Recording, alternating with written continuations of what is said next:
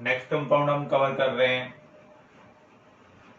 Oxy acids of nitrogen. Nitrogen के दो oxy acid हैं, एक है नाइट्रस एसिड और दूसरा है नाइट्रिक एसिड।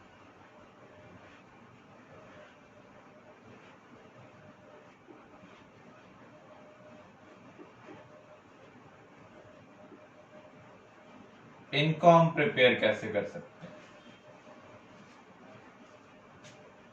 अगर आप साल्ट को स्ट्रॉन्ग मिनरल एसिड के साथ ट्रीट करें तो उस केस में स्ट्रॉन्ग एसिड वीक एसिड को क्या करेगा? डिस्प्लेस करेगा।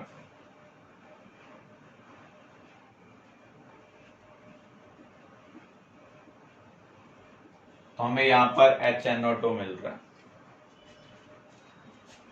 ये अनस्टेबल होता है, जब हमें रिक्वायरमेंट होती है इसकी हम तभी प्रिपेयर करते हैं, या फिर हम इसको हाइड्रोक्लोरिक एसिड के साथ ट्रीट करेंगे तो उस केस में भी strong mineral acid weak acid को क्या कर रहा है? डिस्प्लेस कर रहा है। तो इस तरीके से हम लैब के अंदर नाइट्रस एसिड को प्रिपेयर कर सकते हैं। अब हम नाइट्रिक एसिड के लिए रिगार्डिंग देखते हैं।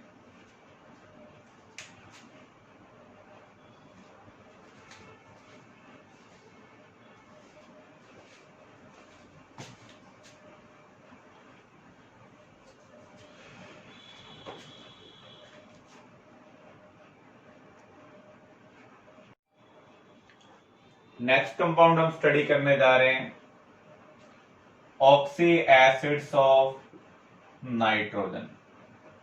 जो इन एसिड के अंदर ऑक्सीजन प्रेजेंट होने हम क्या बोलते हैं? Oxy acids. एक है नाइट्रस एसिड और दूसरा है nitric acid.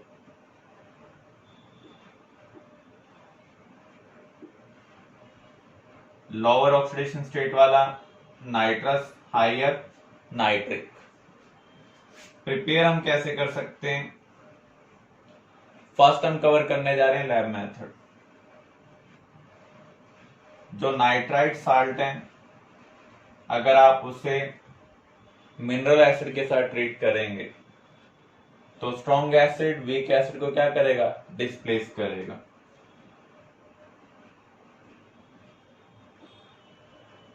HNO2 unstable in nature है, तो जब हमें रिक्वायरमेंट होती है तभी हम रिएक्शन का यूज कर इसको प्रिपेयर करते हैं। नाइट्रिक एसिड को हम लैब में कैसे प्रिपेयर कर सकते हैं? जो नाइट्रेट सॉल्ट है उसको हम कॉन्सेंट्रेटेड सल्फ्यूरिक एसिड के साथ ट्रीट करेंगे।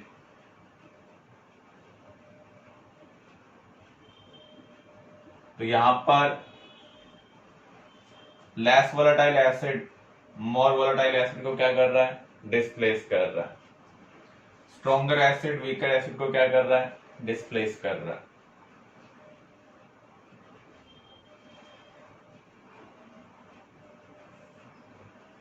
कमर्शियल मेथड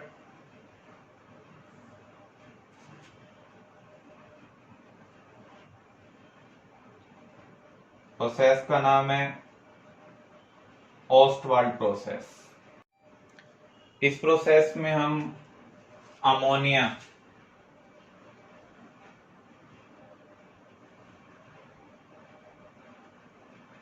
और ऑक्सीजन को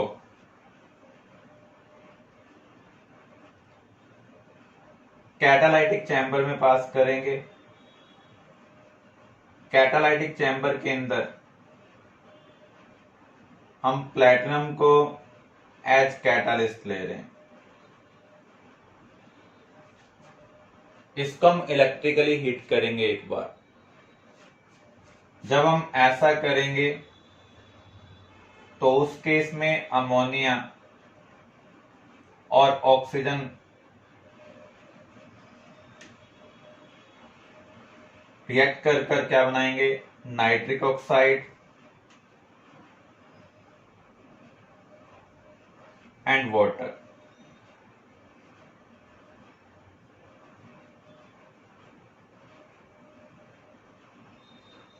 तो यहां पर हम इस रिएक्शन को बैलेंस कर लेते हैं। अगर आप प्रोडक्ट साइड देखें तो यहां पर कितनी ऑक्सीजन है, 5, यहां पर 2। ये जो प्रोसेस है ये एक्जोथर्मिक है। तो जैसा हमने हैबर प्रोसेस में स्टडी किया था, नाइट्रिक एसिड की प्रिपरेशन के लिए सूटेबल कंडीशन क्या है। अगर आप इस रिएक्शन के लिए देखें, अगर हम फॉरवर्ड डायरेक्शन में मूव करते हैं तो गैसेस नंबर ऑफ मोल्स क्या हो रहे हैं, डिक्रीज हो रहे हैं। तो यहां पर हम कह सकते हैं high pressure favour the formation of NO। Del H negative है। अगर प्रोसेस एक्जोथर्मिक हो तो हमें टेम्परेचर क्या चाहिए, लो चाहिए। तो रिएक्शन को प्रोसीड करने के लिए जो मिनिमम टेम्परेचर होगा वो यहां पर हम लेंगे। तो high pressure low temperature, catalyst reaction की स्पीड को क्या करता है, इंक्रीज करता है। लेस टाइम में हम ज्यादा प्रोडक्ट बना सकते हैं। तो ये फैक्टर्स हैं जो NO की फॉर्मेशन को फेवर कर रहा है, नाइट्रिक एसिड की फॉर्मेशन को क्या कर रहा है, फेवर कर रहा है, क्योंकि NO से ही हम फर्दर क्या बनाएंगे, नाइट्रिक एसिड बनाएंगे। तो इस चैम्बर को हम क्या बोलते हैं, कैटालाइटिक कन्वर्टर।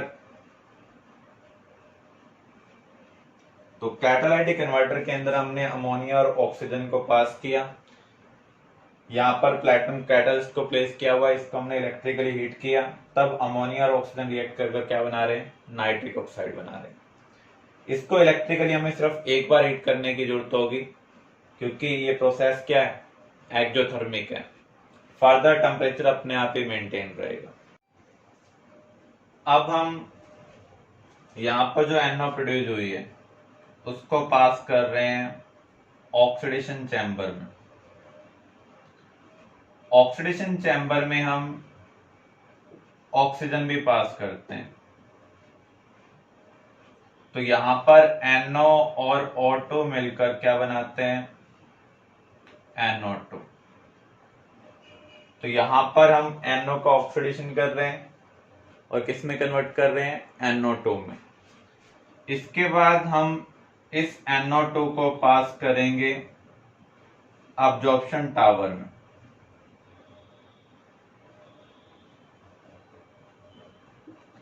अब्जॉर्प्शन टावर में हम नीचे से NO2 गैस पास कर रहे हैं और ऊपर से वाटर का स्प्रे कर रहे हैं।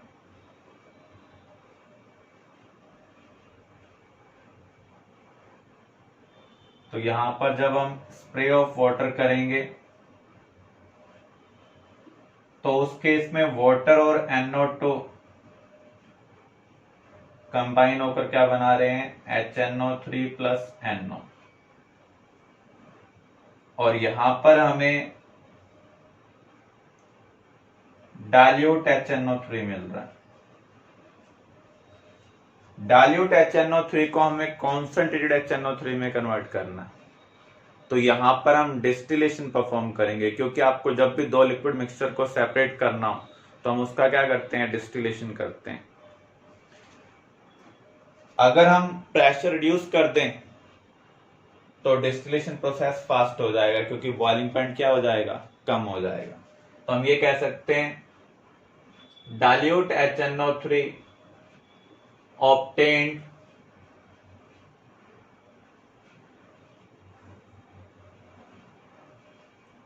converted into concentrated acid by distillation under reduced pressure।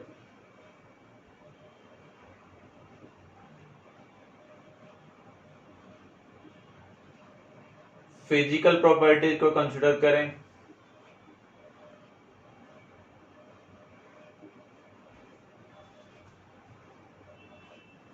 Pure HNO3 colourless है, impure HNO3 yellowish in colour है। इसका रीजन क्या है, due to dissolve NO2, HNO3 के अंदर कुछ अमाउंट NO2 डिजोल्व हो जाती है और NO2 का कलर क्या होता है? ब्राउन। तो जब ये डाइल्यूटेड अमाउंट में प्रेजेंट होगा तो इसका कलर क्या होगा? येलोइश नेचर का होगा।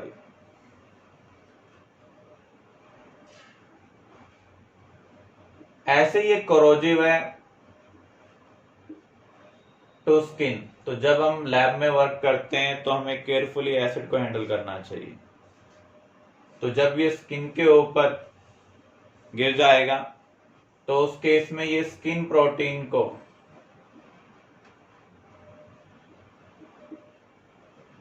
जेंथो प्रोटीन में कन्वर्ट कर देता है और जेंथो प्रोटीन का कलर है येलो। तो इसकी वजह से उस पार्ट में स्किन का कलर क्या हो जाता है? येलो हो जाता है। Chemical properties of HNO3।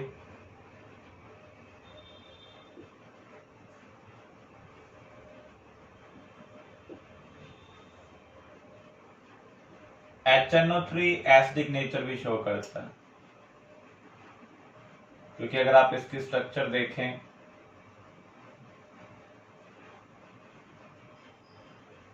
तो यहां पर हाइड्रोजन किससे कनेक्टेड है? ऑक्सीजन से कनेक्टेड है। जब भी हाइड्रोजन ऑक्सीजन नाइट्रोजन हैलोजन से कनेक्टेड होती है तो वो एसिडिक नेचर शो कर सकती है।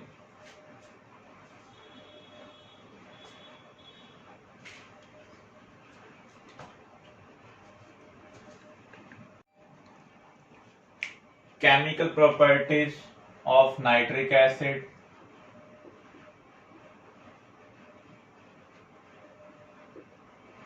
नाइट्रिक एसिड एसिडिक नेचर भी शो करता है।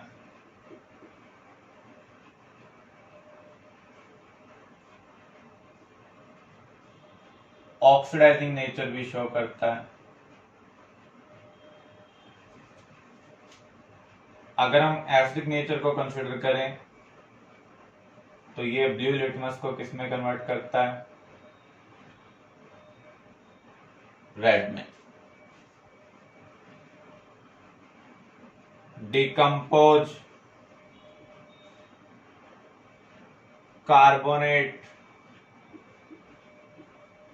Bicarbonate and evolve CO2। Bicarbonate और कार्बोनेट को डिकम्पोज कर जो कार्बन डाइऑक्साइड गैस इवॉल्व करते हैं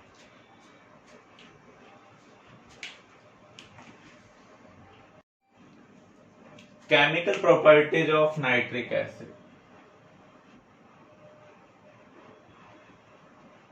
अगर हम नाइट्रिक एसिड की स्ट्रक्चर को कंसीडर करें तो यहां पर आप देख सकते हैं ऑक्सीजन के साथ हाइड्रोजन कनेक्टेड है। जो हाइड्रोजन ऑक्सीजन के साथ कनेक्टेड होती हैं वो एसिडिक नेचर शो कर सकती हैं। इसका मीनिंग नाइट्रिक एसिड का नेचर कैसा है? Acidic nature. एक्सपेरिमेंटली हम इसको कंफर्म भी कर सकते हैं। ब्लू लिटमस को ये रेड में कन्वर्ट करता है। Chemical properties of nitric acid. अगर आप नाइट्रिक एसिड की स्ट्रक्चर को देखें, हाइड्रोजन किससे कनेक्टेड है? ऑक्सीजन से। इसका मीनिंग ये हाइड्रोजन एसिडिक नेचर शो कर सकती है। किसी भी ऑक्सी एसिड के अंदर अगर हाइड्रोजन ऑक्सीजन से कनेक्टेड हो तो वो H+ की फॉर्म में रिलीज हो सकती है। इसका meaning nitric acid acidic nature show करता है। एक्सपेरिमेंटली भी हम कंफर्म कर सकते हैं। जब आप इसके अंदर ब्लू लिटमस डालेंगे तो ये उसको किस में कन्वर्ट कर देगा? रेड में कन्वर्ट कर देगा। ऐसे ही अगर आप इसको बाइकार्बोनेट कार्बोनेट के साथ ट्रीट करते हैं तो उस केस में कार्बन डाइऑक्साइड गैस इवॉल्व हो रही है, तो ये रिएक्शन भी कंफर्म कर रही है। इसका नेचर कैसा है? एसिडिक है, क्योंकि किसी भी साल्ट में से अगर हम CO2 डिस्प्लेस कर रहे हैं, CO2 नॉन मेटालिक पोर्शन है, एसिड वाला पोर्शन है, तो एक एसिड दूसरे एसिड को उसके साल्ट में से क्या करता है? डिस्प्लेस करता है। तो इससे कंफर्म हो रहा है ये एसिडिक नेचर शो कर रहा है।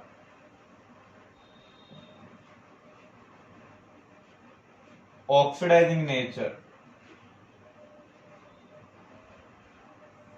अगर हम नाइट्रिक एसिड को देखें और नाइट्रिक एसिड में नाइट्रोजन की ऑक्सीडेशन स्टेट निकालें तो क्या है? +5। तो ये मैक्सिमम ऑक्सीडेशन स्टेट है नाइट्रोजन की।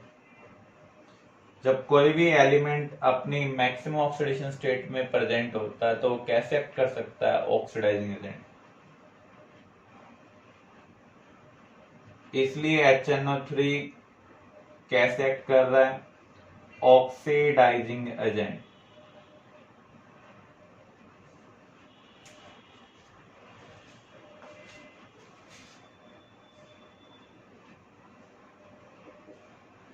ये ऑक्सीडाइजिंग नेचर डाइल्यूट और कॉन्सेंट्रेटेड दोनों कंडीशन में शो करता है।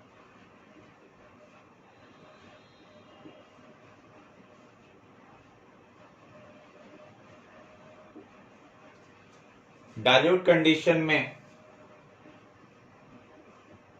ये कन्वर्ट होता है NO प्लस वाटर प्लस आपको ऑक्सीजन मिलेगी।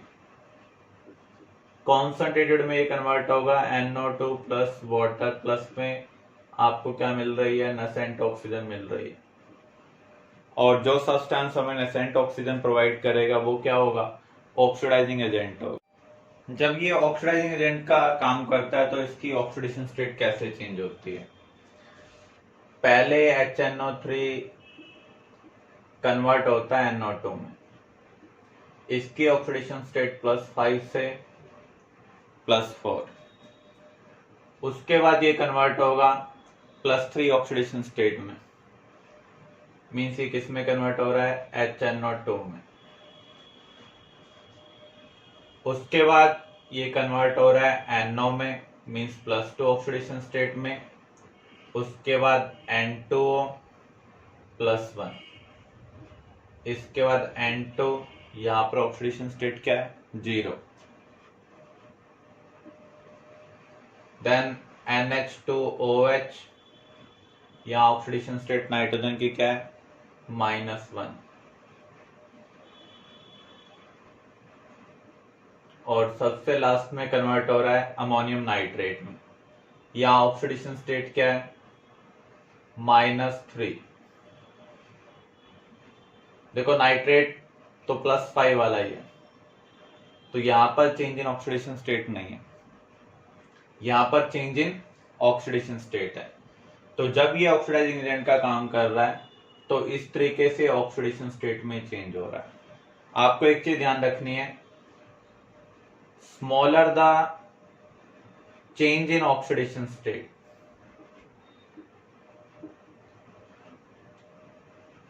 better the oxidizing agent, stronger the oxidizing agent।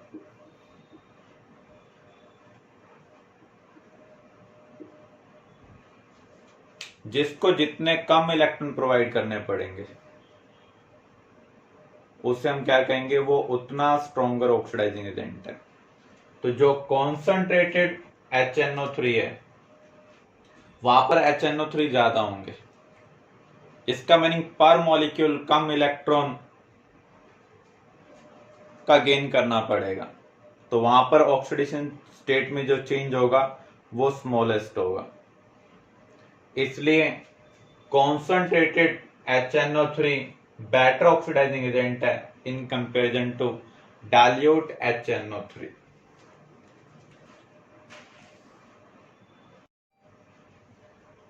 जो नॉन मेटल है, मेटलॉइड है,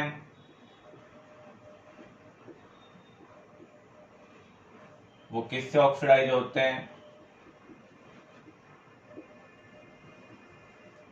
concentrated HNO3 to corresponding acid.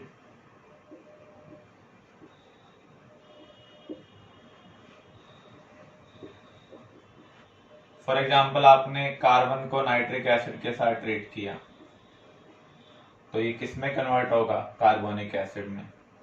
Nitric acid कौन सी कंडीशन में होना चाहिए? कॉन्संट्रेटेड। जब आप कॉन्संट्रेटेड HNO3 का यूज करते हैं तो HNO3 किस में कन्वर्ट होता है? NO2 में। यहां पर जो हाइड्रोजन होगा वो किस में कन्वर्ट होगा? वाटर में। ऐसे ही अगर आप आर्सेनिक को HNO3 के साथ ट्रीट कर रहे हैं, आर्सेनिक कौन से ग्रुप से बिलोंग करता है? ग्रुप 15 से। तो इसकी जो मैक्सिमम ऑक्सीडेशन स्टेट होगी वो वाला एसिड हमें मिलेगा। ग्रुप 15 की मैक्सिमम पॉजिटिव ऑक्सीडेशन स्टेट क्या है? +5। कॉन्संट्रेटेड HNO3 यूज किया हुआ है तो ये किस में कन्वर्ट होगा? NO2 प्लस वाटर के अंदर। अब हम केस कंसिडर कर रहे हैं मेटल वाला। मेटल दो टाइप के हैं, एक्टिव, इनएक्टिव। अगर हम इनएक्टिव मेटल क्या होते हैं? जो एसिड में से H+ को डिस्प्लेस नहीं कर सकते हैं in the form of hydrogen gas. इसका मीनिंग क्या है? उनकी रिएक्टिविटी हाइड्रोजन से क्या है? कम है। तो उस केस में जो एसिड होगा वो एसिडिक नेचर शो नहीं कर पाएगा, सिर्फ ऑक्सीडाइजिंग नेचर शो कर पा रहा है। तो यहां पर अगर हम सिल्वर को डाइल्यूट HNO3 के साथ ट्रीट करेंगे या कॉपर को डाइल्यूट HNO3 के साथ ट्रीट करेंगे, जब भी आप मेटल को नाइट्रिक एसिड के साथ ट्रीट करेंगे तो मेटल नाइट्रेट बनेगा। तो यहां पर क्या बनेगा? सिल्वर नाइट्रेट, क्योंकि आपने यहां पर डाइल्यूट HNO3 यूज किया है तो NO प्लस वाटर। अगर हम कॉन्संट्रेटेड नाइट्रिक एसिड का यूज करते हैं, मेटल किस में कन्वर्ट होगा? मेटल नाइट्रेट में। कॉन्संट्रेटेड के केस में HNO3 किस में कन्वर्ट होता है? NO2 प्लस वाटर के अंदर। तो इनएक्टिव मेटल के केस में सिर्फ ऑक्सीडाइजिंग नेचर शो कर रहा है HNO3, लेकिन जो एक्टिव मेटल होंगे उस केस में जो HNO3 है वो दोनों नेचर शो करेगा, एसिडिक नेचर भी। एसिडिक नेचर होगा तो उस केस में क्या होगा? जो H+ है वो किस में कन्वर्ट हो रहा है? नसेंट हाइड्रोजन में कन्वर्ट हो रहा है। और दूसरा ऑक्सीडाइजिंग नेचर भी शो करेगा।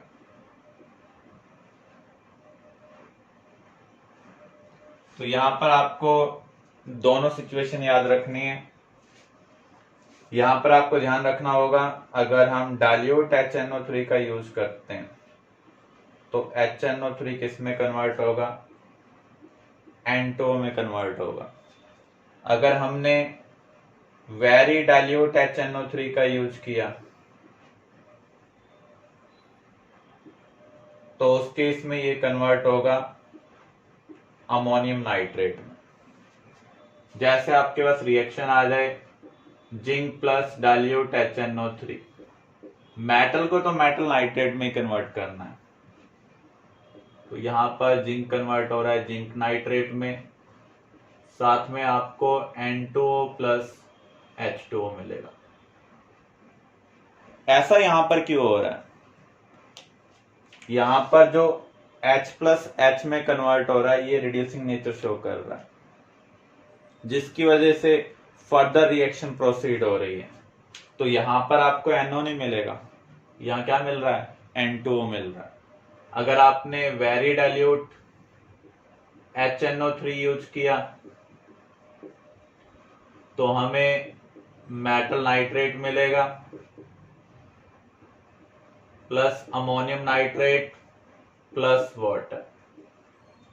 तो ये दोनों रिएक्शन इंपॉर्टेंट है, एग्जाम में पूछ ली जाती हैं। तो एक्टिव मेटल में दोनों नेचर हैं, एसिडिक नेचर भी और ऑक्सीडाइजिंग नेचर भी। इनएक्टिव में सिर्फ जो HNO3 है वो सिर्फ ऑक्सीडाइजिंग नेचर शो कर रहा है। जब HNO3 सिर्फ ऑक्सीडाइजिंग नेचर शो करता है तो कॉन्सेंट्रेटेड कंडीशन में वो किस में कन्वर्ट होता है, NO2 प्लस वाटर के अंदर। डाइल्यूट में किस में कन्वर्ट होता है, NO प्लस वाटर के अंदर। अगर दोनों नेचर शो करेगा, अभी हमने चेंज इन ऑक्सीडेशन स्टेट का केस कंसिडर किया था, +5 से +4 +3 +2 +1 0 -1 -3। तो उस केस में फर्दर रिएक्शन प्रोसीड होती है, इसलिए हमें NO की जगह यहां पर क्या मिल रहा है, N2O और ammonium nitrate. Clear? Metal like aluminium, chromium do not react with concentrated HNO3। इसका रीजन क्या है? Due to formation of oxide layer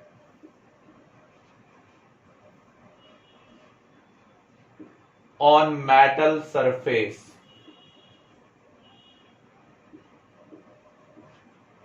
which oppose further reaction। जब आप एल्युमिनियम को कॉन्सेंट्रेटेड HNO3 के साथ ट्रीट करेंगे तो Al2O3 बन जाएगा ऑक्सीडेशन की वजह से। तो जो अपर ऑक्साइड लेयर बन रही है वो मेटल सरफेस के ऊपर स्टिक हो रही है, वो फर्दर मेटल को नाइट्रिक एसिड के कांटेक्ट में नहीं आने देगी, जिसकी वजह से फर्दर रिएक्शन नहीं होगी। क्लियर?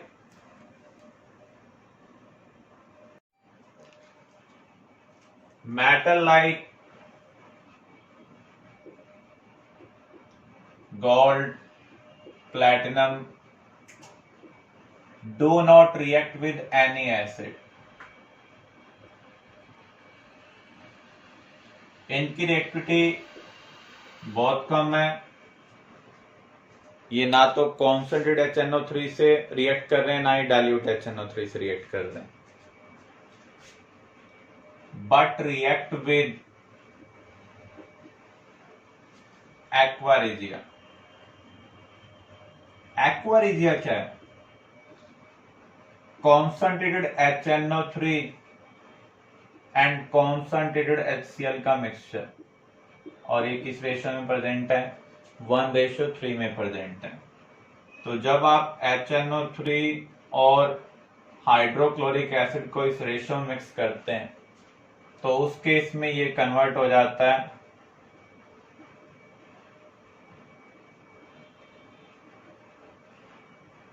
इसके अंदर। यहां पर जो नसेंट क्लोरीन प्रोड्यूस हुई है यही गोल्ड और प्लैटिनम के साथ रिएक्ट कर सकती है।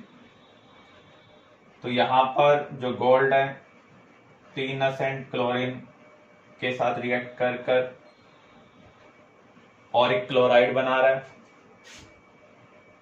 गोल्ड की 2 ऑक्सीडेशन स्टेट होती हैं, +1 एंड +3। तो यहां पर ये +3 ऑक्सीडेशन स्टेट में कन्वर्ट हो रहा है। अब ऑरिक क्लोराइड HCl के साथ कंबाइन होकर ऑरिक एसिड बना रहा है। तो इस तरीके से गोल्ड एक्वा रीजन में डिजोल्व हो जाता है। सिमिलर वे में प्लैटिनम 4 नसेंट क्लोरीन के साथ कंबाइन होकर पहले बना रहा है PTCl4। PTCl4 2 हाइड्रोक्लोरिक यूनिट के साथ कंबाइन होकर हमें प्रोवाइड कर रहा है प्लैटिनिक एसिड, इसे हम बोलते हैं क्लोरोप्लैटिनिक एसिड। जो प्लेटिनम है उसकी दो ऑक्सीडेशन स्टेट है, +2 एंड +4। मेटल को हम डाइल्यूट एसिड के साथ जब ट्रीट करते हैं तो उस केस में कौन सी गैस इवॉल्व होती है? हाइड्रोजन गैस इवॉल्व होती है। लेकिन नाइट्रिक एसिड के केस में हाइड्रोजन गैस इवॉल्व नहीं होती है, क्योंकि डाइल्यूट HNO3 यहाँ पर क्या है? Oxidising agent. लेकिन हमने एक्सपेरिमेंटली ऑब्जर्व किया है मैग्नीशियम और manganese can evolve hydrogen gas with dilute HNO3। Dilute HNO3 oxidising nature show करता है, तो उस केस में जो हाइड्रोजन प्रोड्यूस होती है वो ऑक्सीडाइज होकर वाटर में कन्वर्ट हो जाती है। लेकिन मैग्नीशियम और मैग्नीज के केस में फर्दर ऑक्सीडेशन नहीं हो रहा है, तो यहां पर हमें हाइड्रोजन गैस मिल रही है। अब हम रिएक्शन विद कंपाउंड कंसिडर कर रहे हैं। अगर आप हाइड्रोजन सल्फाइड को HNO3 के साथ ट्रीट करेंगे तो ये इसको ऑक्सीडाइज कर देगा, किसमें कन्वर्ट कर देगा? सल्फर में। मेटल सल्फाइड को अगर आप HNO3 के साथ ट्रीट करेंगे तो ये इसको ऑक्सीडाइज कर देगा मेटल सल्फेट में, जैसा आपने KMnO4 K2Cr2 के केस में स्टडी किया हुआ है। सिमिलर वे में यहां पर ऑक्सीडेशन होगा। HNO3 अगर हम कॉन्सेंट्रेट लेते हैं तो वो किस में कन्वर्ट होगा? NO2 प्लस वाटर के अंदर।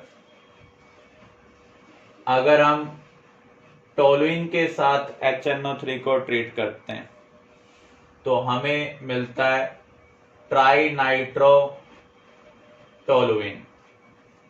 Tri nitro toluene. टोलुइन क्या है? बेंजीन में मिथाइल ग्रुप लगा हुआ है, यहां पर सभी ऑर्थो पैरा पोजीशन पर NO2 आ जाएगा, तो यहां पर इसे हम क्या बोलते हैं? Tri nitro toluene. इसको एज ए एक्सप्लोजिव यूज किया जाता है।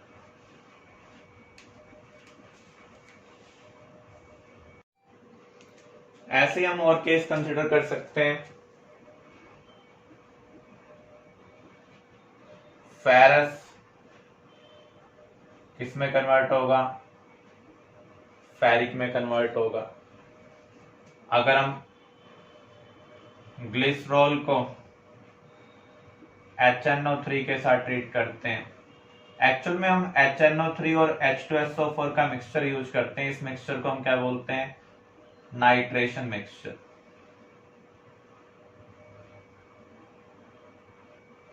तो हमें यहां पर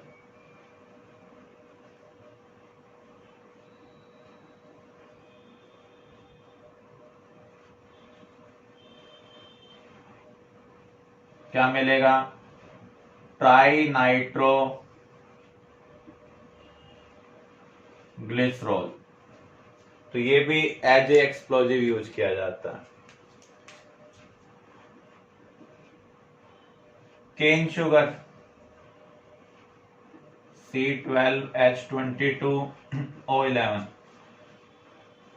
इसको HNO3 के साथ ट्रीट करेंगे तो हमें मिलता है ऑक्जेलिक एसिड। तो अभी तक हमने जो रिएक्शन कवर किए हैं उसमें reaction of zinc with nitric acid important है। उसके बाद आपको केन शुगर वाली रिएक्शन याद करनी है, बाकी जस्ट आपको रीड करनी है। Test for nitrate ion. किसी भी साल्ट के अंदर नाइट्रेट आयन प्रेजेंट है या नहीं है, इसका हम टेस्ट कैसे करेंगे? तो हम यहां पर क्या करेंगे? सबसे पहले साल्ट के एक्वस सॉल्यूशन को टेस्ट ट्यूब में लेंगे, उसके अंदर हम थोड़ा सा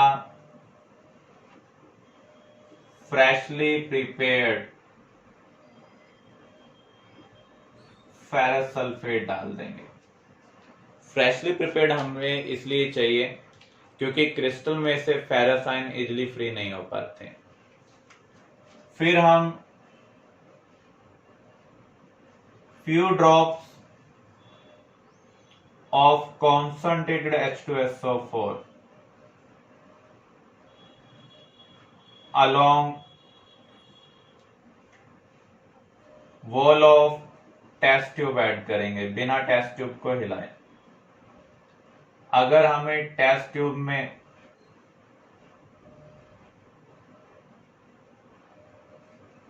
ब्राउन रिंग मिलती है तो ये कंफर्म कर रहा है इसके अंदर नाइट्रेट आयन प्रेजेंट है। यहां पर क्या केमिकल रिएक्शन प्रोसीड हो रही है, तो जब आप नाइट्रेट साल्ट का एक्वस सॉल्यूशन लेंगे तो नाइट्रेट आयन फ्री हो जाएगा। जब आप कुछ ड्रॉप्स कॉन्सेंट्रेटेड H2SO4 की ऐड कर रहे हैं तो नाइट्रेट और H प्लस कंबाइन होकर क्या बना रहे हैं, HNO3। और ये HNO3 कैसा है, डाइल्यूट है। और आपको पता है डाइल्यूट HNO3 ऑक्सीडाइजिंग एजेंट है। तो जो हमने यहाँ पर freshly prepared ferrous sulphate add किया है वो आपको फेरस आयन प्रोवाइड कर रहा है। तो फेरस आयन को जो नाइट्रिक एसिड है डाइल्यूट वो ऑक्सीडाइज करेगा, किसमें कन्वर्ट कर देगा, फेरिक में कन्वर्ट कर देगा। खुद किस में कन्वर्ट हो जाएगा, NO प्लस वाटर के अंदर। अब फेरस 5 वाटर मॉलिक्यूल और NO कंबाइन होकर क्या बना रहे हैं, FeH2O5 NO ओरल क्या है 2 पॉजिटिव है। ये ब्राउन रिंग कॉम्प्लेक्स है।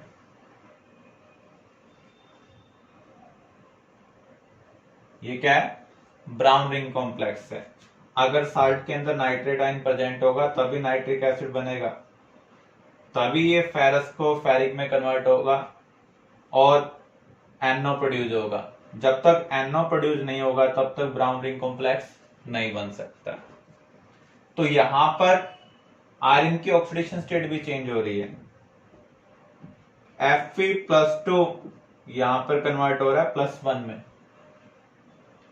NO यहां 0 से किस में जा रहा है, +1 में। अब NO के पास पहले तो 0 चार्ज था, यहां पर कितना चार्ज है, +1 चार्ज है। तो ये भी आपको ध्यान रखना है, जब ये ब्राउन रिंग कॉम्प्लेक्स बन रहा है तो Fe+2 से किस में जा रहा है, +1 में जा रहा है। दूसरा NO पॉजिटिव में कन्वर्ट हो रहा है। तो ये तो इलेक्ट्रॉन का लॉस कर रहा है और ये इलेक्ट्रॉन का गेन कर रहा है। क्लियर।